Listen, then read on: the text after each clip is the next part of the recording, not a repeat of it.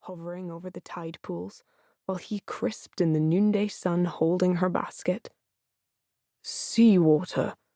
His voice sounded stronger and more ominous. "Do you know the poem? Water, water, everywhere, nor any drop to drink."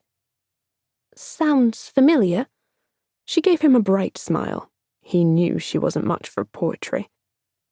"Familiar?" His lips weren't too dry for a rather exaggerated frown. "Try apropos." She kept smiling. She had meant to pack a few provisions, but he'd come down so late to the dining room, and the tide had already ebbed, and her haste made her forgetful. Seaweed spoiled so quickly. "Here." She handed him another jar. Seawater, yes, and a rosy little Calathamnian.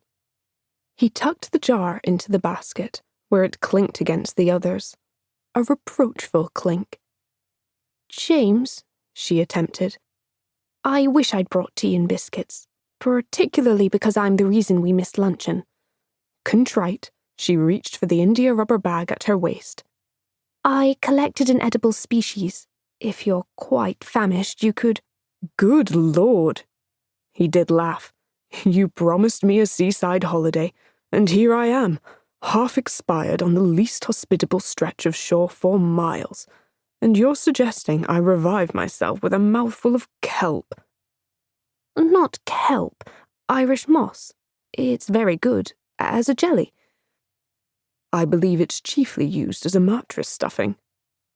"Shall I pile some in the shade of the cliff, then?" She sniffed. "You can lie down and take your rest." He looked at her darkly. "How many times am I going to let you trick me into this kind of situation?" "I don't know." She felt a little burst of relief. She'd worried for a moment that she really had pushed him too hard.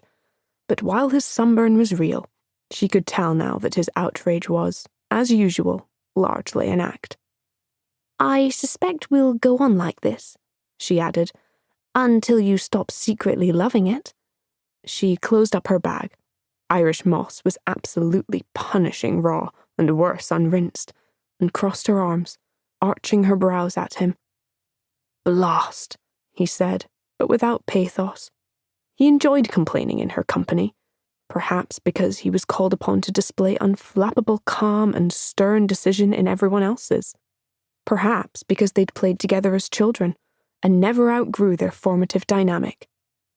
"We don't have to go the long way around," she conceded, turning to look in the direction from whence they came. The waters of the bay were impossibly blue, edged with golden sands. Striped tents dotted the main beach, and the narrow, crowded houses of St. Ives rose above. She turned back to James, who was knuckling sweat from his brow, expression resigned. "I simply thought it might be better," she explained. "More exercise, less sun. Isn't it the sun you find objectionable?" "The sun objects to me," James sighed. "We had a falling out of sorts. Haven't seen much of each other." Muriel's gaze sharpened as she studied him. James had always been lean, with a thin, strong-boned face, all nose and cheekbones. His features fit him now. He was handsomer at 36 than he had been at 16. The new silver streak in his dark hair struck her as the epitome of dashing. But he'd grown gaunt and pallid, and his broad shoulders stooped. "You and the sun are going to reconcile," she nodded firmly. "That's why I invited you." "Like hell it is." James tilted back his head, surveying the steep slope up to the headland, the tumbled slates and scrubby vegetation. "You wanted an assistant." "Yes, well, I could have asked someone else." A few of her botanical friends had even offered to make the trip.